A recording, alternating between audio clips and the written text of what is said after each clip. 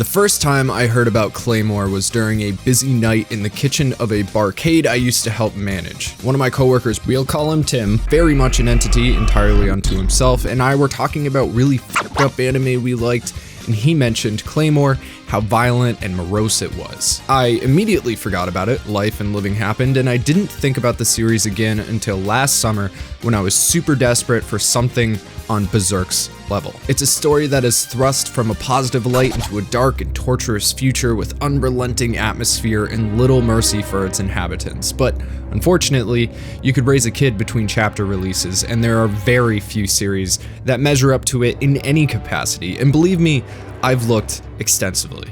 But while scouring the internet for a replacement, I was led back to Claymore time and time again. So is Claymore comparable to Berserk? Does it fill that desire for hyper-violence, complex scarred characters, and a vividly dilapidated world crushed under the weight of fear? Kinda, yes. It's not Berserk. However, Claymore is not only far better than nearly every other suggestion people put out there as a replacement, but it is unique and trailblazing in its own right, influencing future works including everything from Madoka Magica to the Promised Neverland and even Attack on Titan. Don't get me wrong, Claymore is an extremely violent dark fantasy set in some semblance of medieval times, disturbed in its own grotesque way and purposefully unforgiving to its main characters, but it is not Berserk. It's an experience entirely unto itself. Claymore holds a very special place in the anime and manga ethos, and it's also not talked about very often. It's a gut-churning conflict that grows from simple good versus evil into a complex web of twists and turns, threatening to destroy any character at a moment's notice. It's a story steeped in controversy between the individual and the state, between freedom and control, love and duty. This is Claymore. Let's get into it.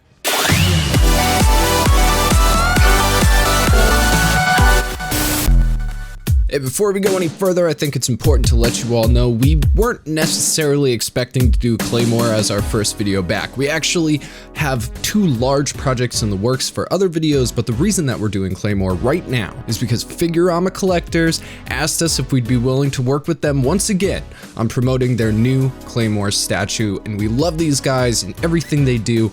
Plus, one quick search showed us that there's scarcely any Claymore content on YouTube, and what there is kind of seriously lacking. So we decided we wanted to make the definitive Claymore video with Figurama Collectors supporting it. Figurama Collectors is still the only company we have ever done a full-scale sponsorship with because they are the best of the best when it comes to figures and statues. And if you are a Claymore fan, you will be in awe of their work. This piece is inspired by the final fight of the manga, filled with Easter eggs like the twin goddesses of love inlaid on the base, as well as the swords of Teresa's executors. Teresa's portrait is also swappable between her faint smile and Yoki eyes busts. If you collect anime figures, you will never find Figurama Collectors equal. I would like to let you know that there is a bit of a color difference between this promotional video and the statue image here itself, but these guys, man, they are absolutely the best at what they do, and each and every piece speaks for itself. I personally have this phenomenal Thor statue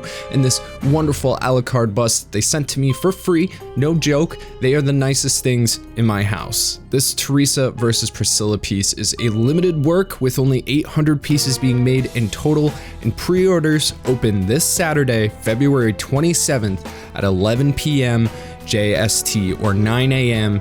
Eastern Standard Time. You can get $25 off if you use the code BPCTP at checkout. The other statues have sold out in less than an hour, so if you want this piece, set an alarm right now for 9 a.m. Eastern Standard Time, or you will miss out on it. It will disappear. Bye-bye. They seriously sell out within hours. The link to the statue is in the description, and again, use code BPCTP for $25 off. You won't be disappointed, and thank you once again to Figurama Collectors, my boys, for the amazing work they do. Now, on with the show. Set on an island infested with shape-shifting monsters, Claymore opens its story with a harrowing display. These gut-devouring horrors are called Yoma, and they prey on human innards. Yeah, specifically innards. They don't want your fingers or toes. It's pretty much your bowels, and they're oddly specific about that. They go around murdering and eating people in secret, and then replace their victims with their shape-shifting powers, walking amongst citizens until they need to feed again, usually annihilating the original victim's family in a feeding frenzied bloodbath. But worry not! This barren land isn't without its heroes. Much like the organization that employs them, they actually don't have an official name, but the common folk call these monster slayers Claymores. And they are here wielding their claymores to dispatch these demonic motherfuckers with absolute prejudice for a price. Like I said, Claymore aren't freelancers for hire. You can't just get one off Fiverr. They're the long dick of what is only known as the organization.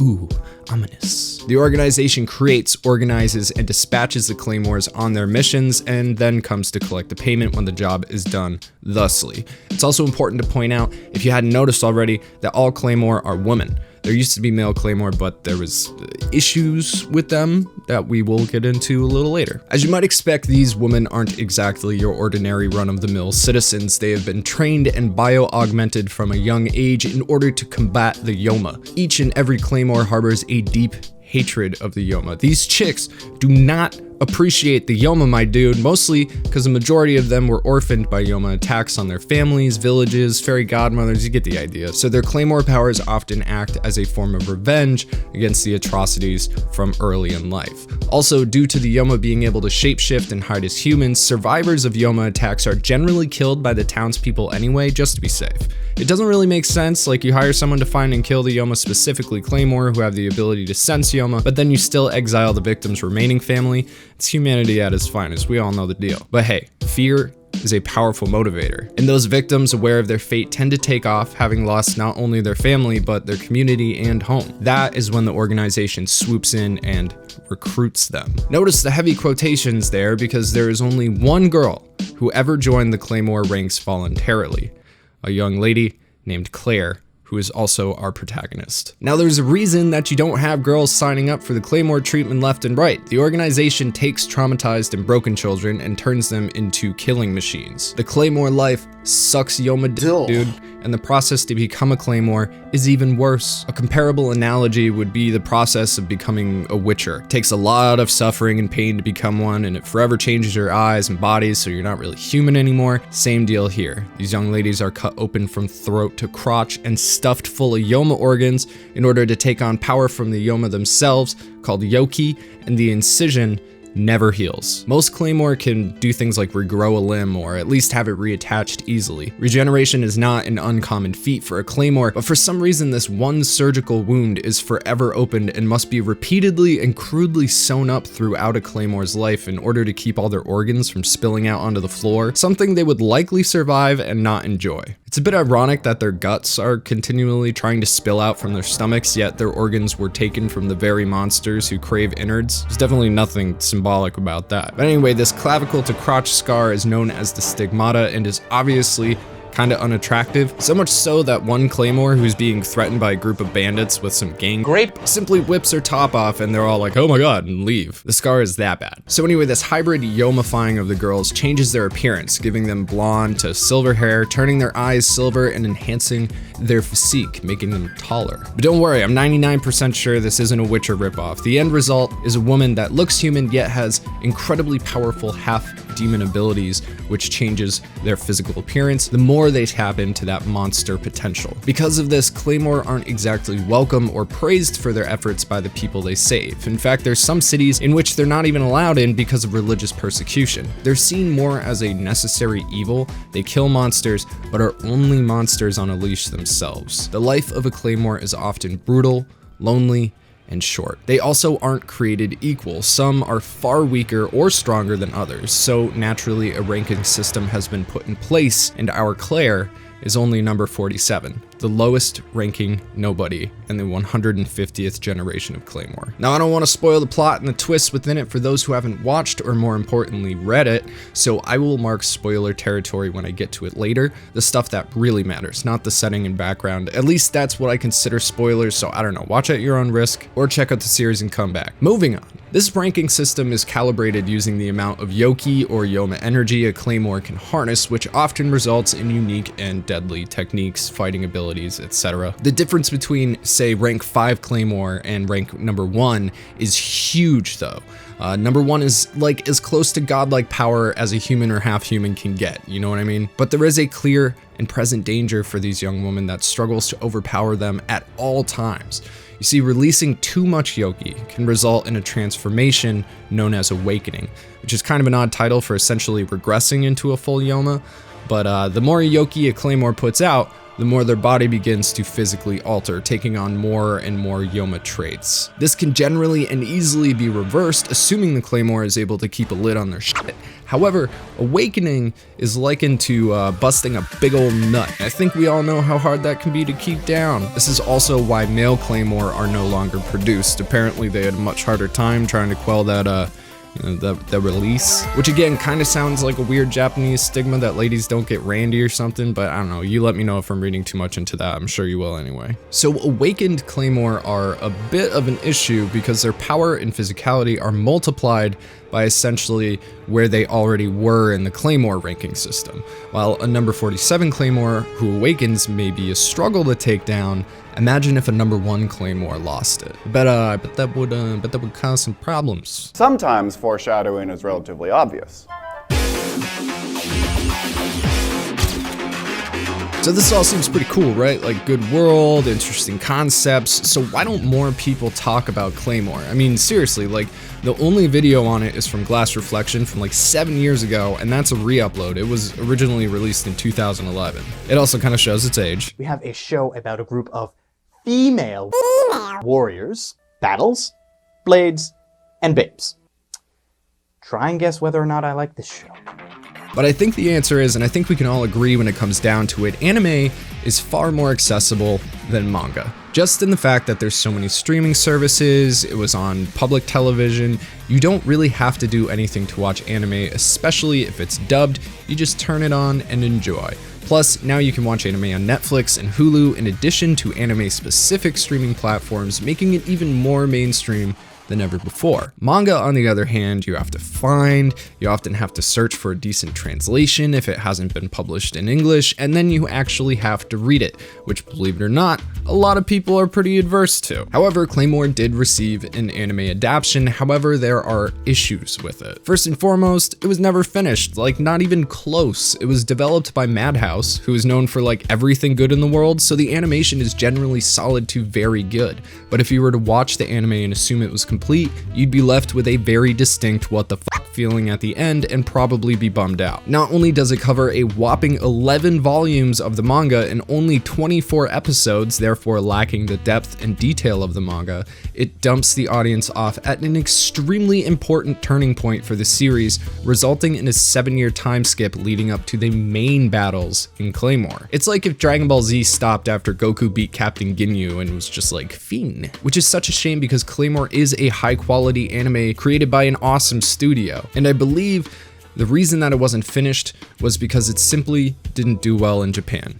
Hear me out. When the anime aired in April 2007, the manga was 6 years into production and arguably at one of its best arcs before the 7-year time skip. However, leading up to that point, there was a little bit of a slump, and it's possible that readers had lost interest. We'll get into the manga in a bit, but it's safe to say one of the major flaws in the manga is pacing. Sometimes it seems like there's a lot of change happening way too quickly, and it's hard to wrap your head around, whereas other times it feels like a fight is being drawn out way farther than necessary and diluting the emphasis of what is actually happening. Also, and maybe this is just me, but I find it really off-putting when Yoma talk.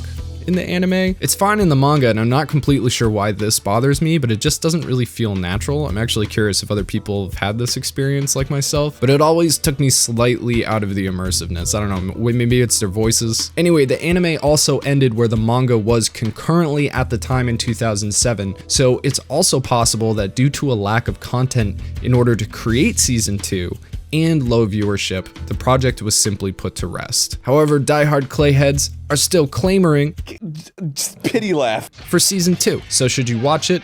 Yes, it's an experience, and it's a pretty good one at that, as long as you go in knowing that you're headed for a bad ending, or go in prepared to read the manga, which thankfully has been fully translated by Viz. Just know that Raki's English voice will slowly grate your soul away until you're nothing but a hollow husk of hatred, so watch the sub. But yes, it is worth checking out. It's out there on Funimation and Hulu right now. But if we're being honest, and I am, because I'm always honest with you guys, the real magic lies in the manga.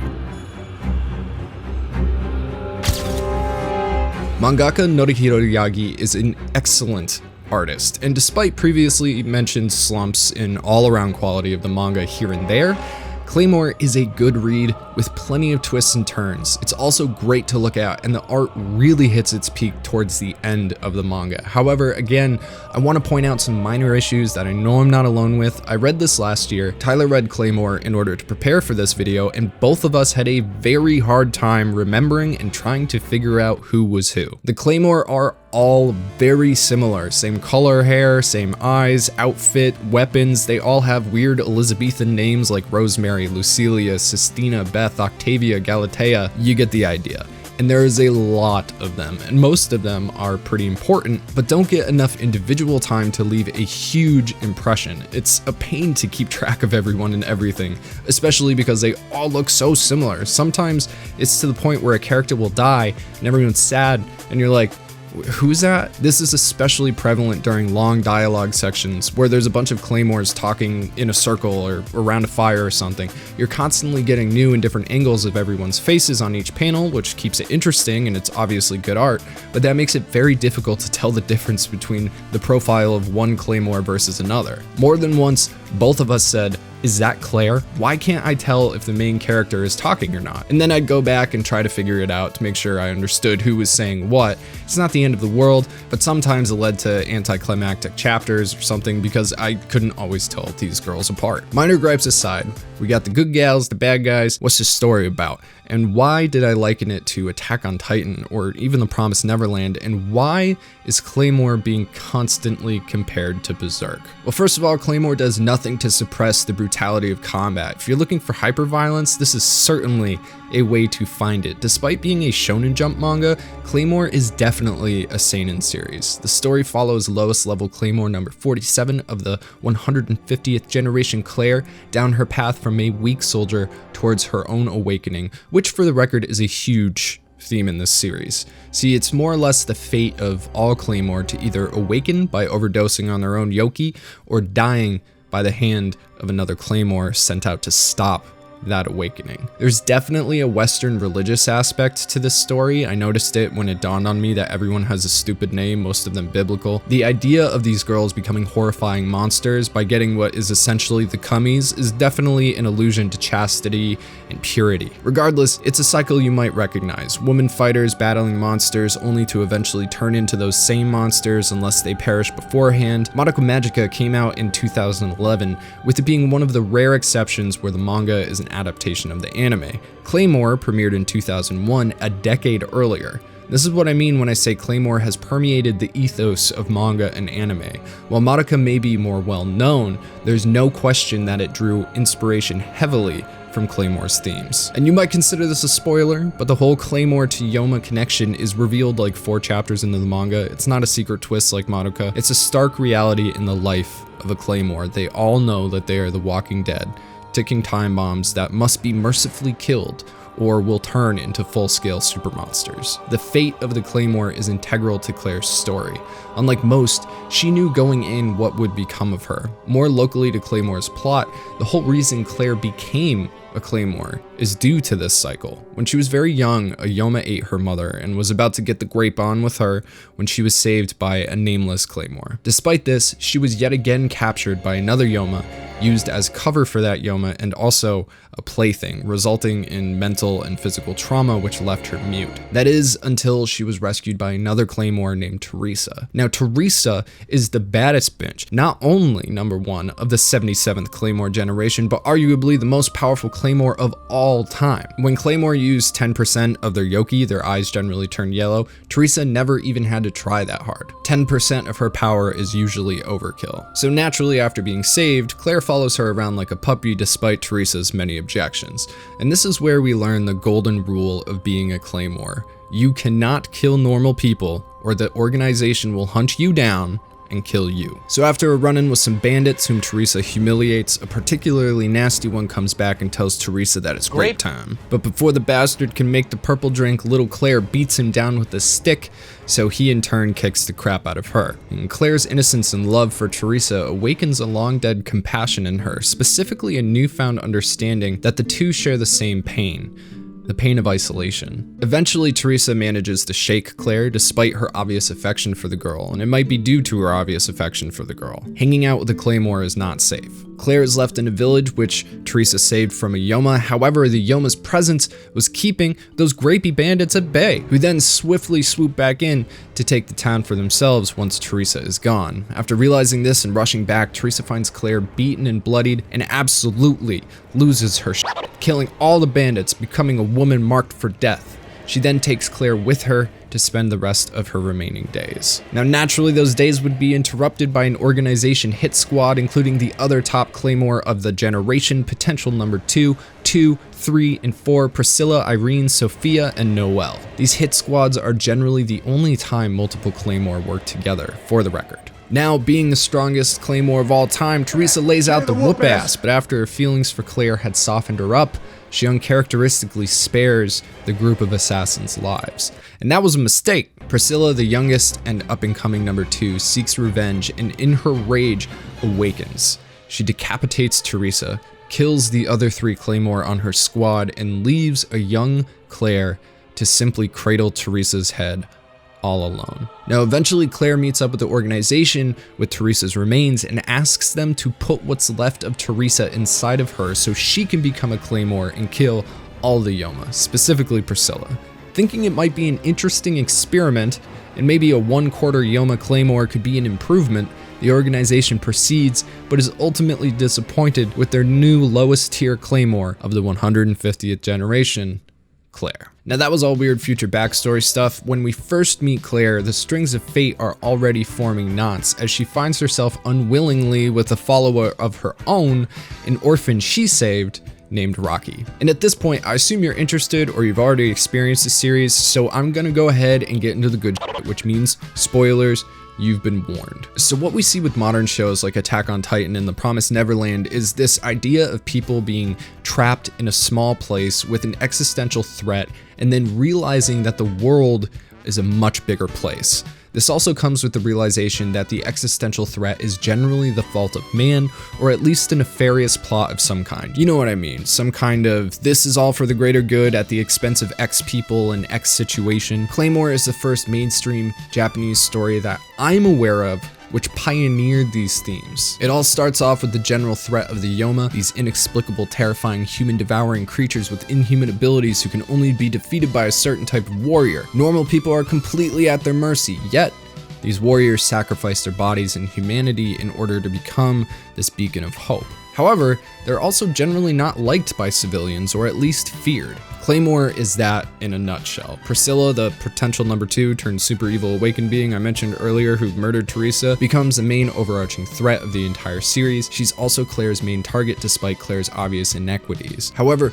the story winds and twists its way through the slow realization of what is really going on behind the curtain. More than that, we see a hyper-controlled group of militant females becoming disillusioned and losing faith in what gave them purpose. It's important to remember that the great majority of Claymore were orphaned and traumatized at a young age by monsters and then abandoned by their communities. They were then swooped up by a bunch of spooks and forced to go through a horribly painful transformation and years of harsh combat training against their own companions before inevitably being thrust back into the world to take take down their greatest fear on their own. Claymore generally don't work in groups or even pairs. It is a solo mission, and their isolation from other Claymores doesn't even begin to eclipse their isolation from society. Their financial needs are provided for by the organization, but due to their stamina, even that is minimal. It's important to note here that despite their general hatred for Yoma, Claymore are generally not out to protect people as their job. They're hired by towns and cities to get rid of the Yoma problems. However, if said village can't pay, the Claymore don't come. Many Claymore have had to witness a town drown in blood because they weren't able to afford Claymore services, which seems counterintuitive. Worse than that, sometimes a town that has been saved already but has issue coming up with the payment seems to get attacked worse than it was before. And by that, I mean totally eradicated. Now, as far as the isolation of the Claymore and their learned coldness from their life circumstances and knowledge that to the organization, human life seems inconsequent, it kind of makes sense. At least in the eyes of their creators, you wouldn't want emotional females getting attached to anyone, especially when each and every one of them are ticking time bombs ready to turn into a psychopathic awakened one with cataclysmic power at any moment. However, when we see this happen to Teresa, it isn't her who loses her cool. It's Priscilla who is so indoctrinated by the organization that Teresa's betrayal is too much for her to take. How could the strongest Claymore of all time break the cardinal rule, kill humans, and leave the organization just for some brat? These women are so isolated that they don't even comprehend human attachment. In this sense, as a Claymore, Clare is weak, and it's therefore no surprise that despite herself and her many complaints, Raki becomes important to her, someone to protect. He appreciates her for saving him and looks up to her as his hero.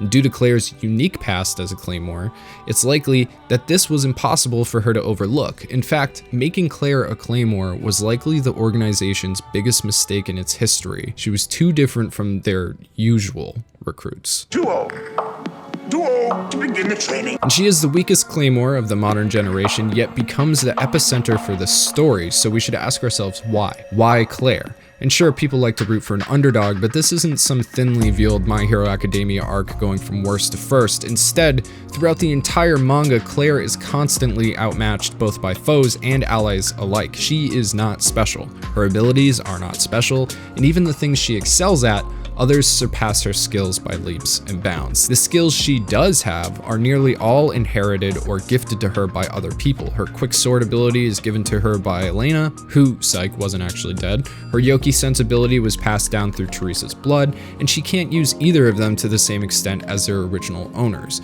Yet while others fall by the wayside, kill through ravages of war, Clare lives. And when you think about why, the answer is obvious. She gets help constantly from soldiers, other Claymores, Raki. She is constantly being supported physically in battle and emotionally through the bonds of friendships which are sewn around her. Now, this could seem like a huge cop-out, like the real treasure is the friends we made along the way, you know what I'm saying? But here's the thing, have you ever considered why the organization doesn't make more Claymore? There's only 47 at one time. Why not double it? Give everyone a traveling companion. More power on a given team would boil down to fewer Claymore deaths, and you have a buddy to call on to lob your head off if you start to awaken. It would make more sense for Claymore to travel in teams of 2 just for that reasoning alone, yet the organization doesn't take those steps, despite obviously having the resources to do so. This purposeful isolation causes 2 desired effects for the organization: loyalty, and most importantly, ignorance. In a sense, Claymore are similar to other children who, were dropped off at a church or an abbey and raised by priests and nuns. Obviously, that child is going to grow up with deep-rooted loyalty and faith in the beliefs of that church because the people who run it raised and taught them. The same holds true for a Claymore. Just look at Priscilla's dialogue before her initial fight with Teresa. She's so utterly and completely brainwashed by the organization that there is an unbreakable black and white wall in her mind. She has to be the good person, which means Teresa, the rule breaker, has to be the bad person. There is no middle ground available, and it drives her literally insane when she realizes she can't win despite being on the quote-unquote good side. That's the type of blinding loyalty instilled on Claymore and reinforced through their isolated lives. The townspeople they meet are wary at best towards them, constantly scared about their monster half, so the only people to ever help them at any point in their life is the organization. Even though that help was quite literally taking advantage of a young f***ed up girl for their own gain. But let's switch over to how isolation maintains ignorance, right?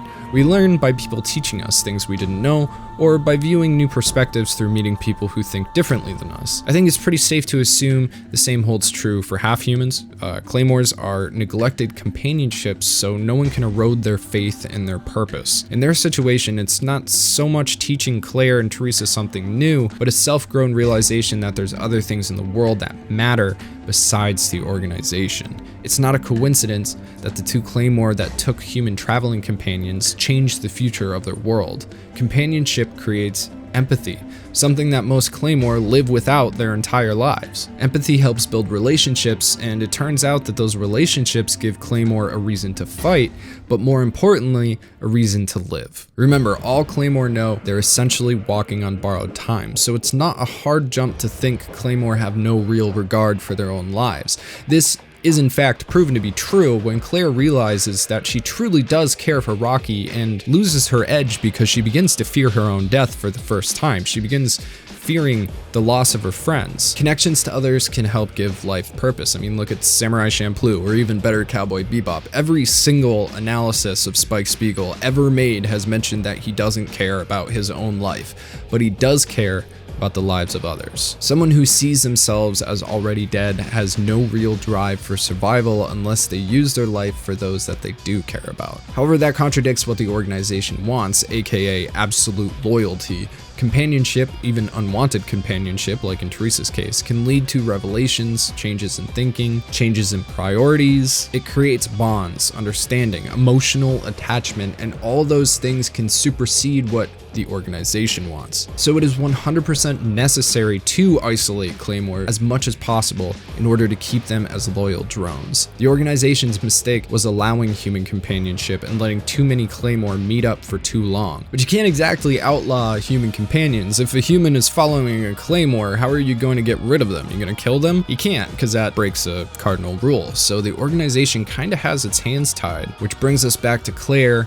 and her inherent specialness. While being weak, Clare does excel at earning respect from others. For example, Miria, Raki, the Seven Ghosts, they all come to respect and appreciate Clare through her actions because she cares. Her initial acceptance of Raki that stems from her own backstory enables her to care about her life and others' lives more than the average Claymore. It gives her more reason to get back up, to fight Awakening, to beat Awakening, and all of this is new territory to the Claymores, essentially awakening their dead emotions. It's that struggle I mentioned way back at the beginning of this episode, the battle between the individual and the state, freedom and control, love and duty. The organization's goal is to keep Claymore mindless to themselves and others. Clare doesn't have a real physical special ability, but she's been emotionally connected her entire Claymore life. She forged a connection with Teresa out of understanding of their common ground of pain and trying to console Teresa, care for her. She connected with Elena during their transition and training, helping them both through those dark and difficult times. Clare's bond with Raki saves her and powers her up multiple times throughout the manga. She forges connections with all of the other Claymore as they hid in the north, which in turn was the emotional key to unlocking their reasons for fighting, and of course, her connection to Teresa, in the end, literally saves the lives of everyone on the island. Clare's ability to emotionally bond with humans and Claymore alike reawakens that ability in others, and that's what brings the eventual downfall of the Yoma, Priscilla, and the organization. But wait. If the organization is all that stands between civilians and the Yoma, why are we talking about the downfall of the organization? Obviously, they're kind of dicks, but in a world where there are monsters that eat people's squishies, they kind of must be necessary, right? Well, you see, that's where everything comes full circle. Remember the idea of realizing the world is a bigger place, the reference to Attack on Titan, etc.? Well, it turns out that the Claymore aren't the only things the organization has been creating, and that this continent isn't the only landmass on this planet. The organization is a scientific branch of the human military, and along with the Claymore, they are also producing the Yoma. All of this drama, all of this bloodshed is simply weapons testing. So while the Claymore seemed expendable, we now know that they were and are. In fact, killing off Claymore is simply part of the job. If one seems a little wonky, simply kill her or get her into a situation in which she will die and make another. Hope for better results. It's the ultimate in clinical separation. The organization doesn't even think of these women as people, just tools, experiments, lab rats. The larger unknown world has been at war for years and years against a species known as the Asaracom. These beings, also referred to as dragonkin, are extremely tough, long-lived, and become more fierce with age. They're also intelligent and are able to awaken just like Claymore, making them virtually indestructible afterwards. However, also like Claymore, once awakened, they can never revert back to their previous forms. Oddly enough, once a dragonkin is killed, they decay at an alarming rate, making studying their corpses a challenge. That was until the organization captured 2 of them and kept them in suspended animation. They then began chipping off pieces of their flesh and using it to parasitize human brains, which resulted in the Yoma, meaning that all Yoma are actually half human and half dragonkin, basically humans with a virus, which means that Claymore are just killing humans. Now, it was said that the power of a Claymore, and thus her power after awakening, was equivalent to her hatred towards the Yoma. The more hatred, the more powerful the awakened being, who, by the way, were created to simply even out the playing field between the humans and the Asaracom. The main issue was that the organization hasn't found a way yet to control them in order to harness their weaponized potential against the Asaracom. Hence the awakened hunts conducted by groups of Claymore. And just in case you thought it was a little too convenient that all of these young girls were traumatized by Yoma, which made them perfect candidates for the Claymore program, That is an astute observation, Kevin. because excluding Clare, most, if not all of the recruits' trauma was orchestrated purposefully by the organization letting Yoma loose on them, their families, and their hometowns. It therefore makes sense to isolate these women the way that they have, to keep them sad and angry, but also to keep them from speaking to each other about what they know or have experienced. If all you know is what you've been told by a certain group and what you've seen before your eyes during unfortunate, isolated, or controlled instances, then you have no reason to question your orders or actions. But as we see with Clare and other Claymore who come into contact with her, not everything claimed to be fact by the organization is true. Clare and a handful of companions are able to partially awaken beyond what was considered, or at least said, to be a Claymore's absolute breaking point. This landed all of them secretly on the organization's hit list, and all of these women were sent on a suicide mission to the north, which was the climax of the anime, for the record. This was done in order to keep them silent and from corrupting other experiments. Now, Claymore certainly didn't invent these complex ideas, but it's the first instance of a long-running Japanese series I'm aware of employing 2 horror philosophies at the same time, and it was also doing it well before it was cool. The first is light Lovecraftian horror, the finding out of a maddening truth while a cosmic or far greater threat looms beyond the already horrible threat you're facing in the here and now, and Orwellian horror, the idea of complete manipulation by the state. Honestly, I probably could have ended the video a long time ago and been done, but I think understanding how Claymore works, the strength emotions can play on the emotionally repressed, and the classic existential writings that Claymore employs gives better insight into a series typically not well understood and definitely not often talked about. And this is Bonsai Pop. We don't just talk about anime as a static medium, we don't review shows, we try to unravel the connections between the themes of the show and turn it around on the experiences of today, of the right now, something that you've gone through, something that we've gone through. And one could think that the idea of isolating people into insular and indoctrinated drones is a pretty hardcore fantastical idea. However, it's something that happens every day to people around you, maybe even to you. We live in a segmented world with borders and many nations. The cruelty depicted in works of fiction like Claymore, Attack on Titan, Madoka Magica, Berserk, or even something as far out as Bloodborne. Did you not make the connection to Bloodborne? How hunters take the power of the old gods into them through blood and are always at risk of becoming a beast themselves.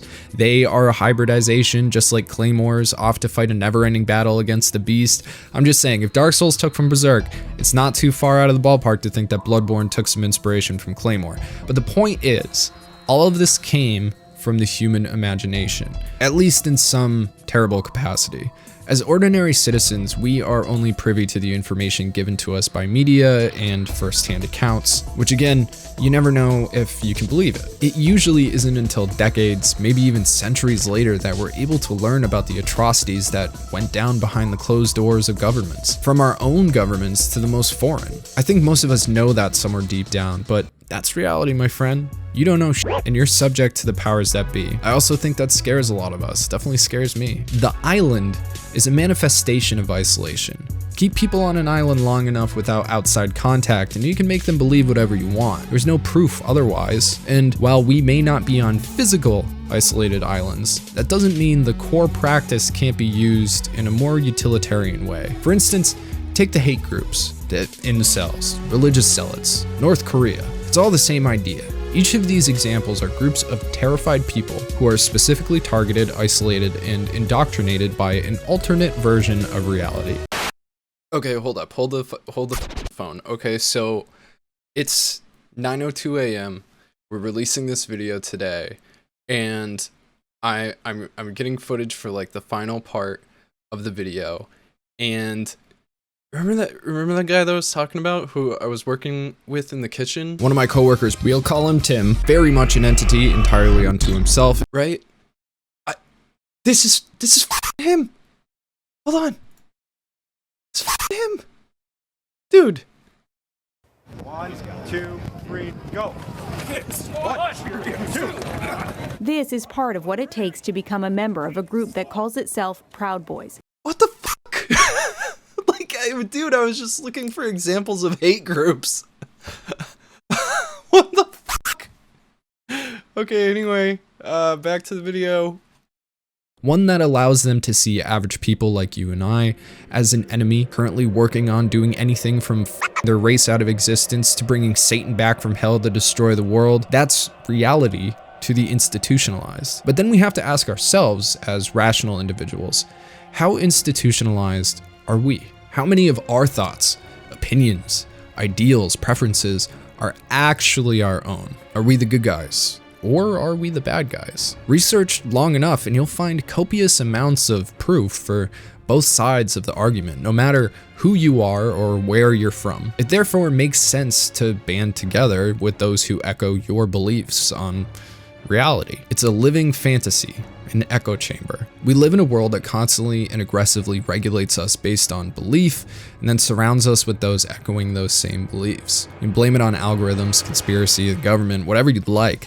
The truth is, many of us live in online or real life proverbial islands, which are warped, and it takes a concentrated effort to break from that image to see the bigger picture. It's a microcosm of the same issues with nationalism. On paper, the idea of nationalism seems good, right? People with pride from where they're from, cultivating their own traditions without interference from outside nations. But when you inspect closer, what nationalism does is breed the concept of us versus them. And we need to stick to the us's because we can't trust the thems, because they're different. So let's bring up Priscilla, pre-douchebag mode, again, just to emphasize this. She was brought up in a nationalistic viewpoint. You support the organization or you die. It's us versus them. Her view on society was so incredibly warped that it left no room for reasoning or context. Everyone falls in line with the rules of the organization's island or dies. There is no in-between because the organization is good, right, and is always good and right. It's a separation from rationality and reality. And I feel like every year we feel that exact same separation further in our own world.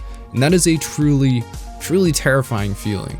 But at the same time, it also highlights the true beauty of something like Claymore. The story gives us a weapon to combat ignorance and isolation, which is emotion and connection. This is symbolized in the statue of the twin goddesses, Teresa and Clare, the latter of which was the name given to Clare by her mother figure, Teresa. In the final throes of the series, Clare decides to awaken in order to destroy Priscilla. But what she becomes when she awakens is Teresa, who was her true strength. And then Teresa awakens herself into what could only be described as an angelic figure. She then uses the skills that Clare has gained throughout her survival and is finally able to put down Priscilla once and for all. And in the very end, Priscilla thanks Teresa for defeating her, for finally bringing an end to the hate. You see, us versus them breaks down when the thems have thoughts, feelings, humanity, emotions, needs, desires. The idea is not to be content on your island because of a false sense of security through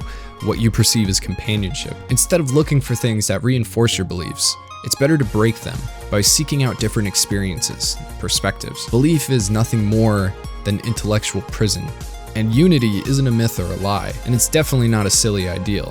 It's what we would already have if we weren't purposefully being driven apart. Whether we live in some Orwellian totalitarian state, or there's some unknowable all-powerful space monster dreaming up the reality we exist in, as an individual, you have the power to break the chain of doctrine and to encourage others to do the same. The point is not to be a lamb for the slaughter. That is Claymore. Hey you, where do you think you're going? Man, if you are still watching and you have not yet subscribed to the channel, go ahead and do that. Google us, Bonsai Pop, you'll find all our other crap. You can check us out there. I gotta thank Figurama Collectors so much for sponsoring this video. Make sure to use our code that's in the description and check out that statue. It's gonna go fast, so mark your calendars. And finally, I would like to give the biggest shout out to each and every single one of our patrons who made this video possible. They have been a never-ending source of support. So guys, thank you so much for sticking in there with us. This is what you can expect. We're going to keep killing it. It is the channel's 2-year anniversary, so instead of just thanking a couple of patrons, like I said, I just want to thank all of you guys. From Tyler and I, thank you so much. Thank you, thank you, thank you, thank you, thank you. And check out some more videos. My name is Mike. This is Bonsai Pop. I'll see you next time.